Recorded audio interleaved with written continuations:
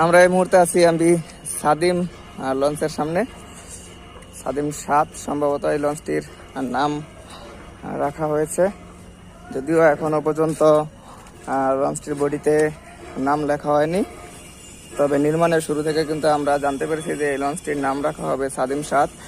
এই কোম্পানি কিন্তু আর আগে সাদিম নামে আরও একটি লঞ্চ ছিল, তো সেহেতু এটির নাম শুধু সাদিম না হওয়ার সম্ভাবনাই বেশি। সাদিমের সাথে 7 ক্রমিক সংখ্যা যোগ করা হবে। অনেক চেষ্টা করেছিল এই লঞ্চটিকে এবারের যে আসন্ন ঈদ বা কুরবানির ঈদ, সেই কুরবানির ঈদে সার্ভিসে আনার জন্য।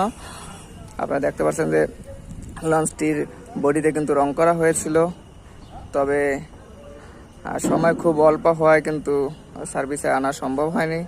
কারণ লঞ্চটির এখনও প্রায়, যদি আমি বলি যে 50% কাজ বাকি, 50% কিংবা তারও বেশি কাজ বাকি। শুধু বডিটা তৈরি হয়েছে, এর ভিতরে কিন্তু কোনো ইন্টেরিয়র, লাইটিং, ডেকোরেশন কিংবা কোনো কেবিনও কিন্তু এখনো পর্যন্ত তৈরি হয়নি। তো যার কারণে এই লঞ্চটি কিন্তু সার্ভিসে আসতে আরও বহু সময় লাগবে। যদি কর্তৃপক্ষ নিয়মিত কাজ করে তারপরও অন্ততপক্ষে 6 মাস 1 বছর লেগে যাবে।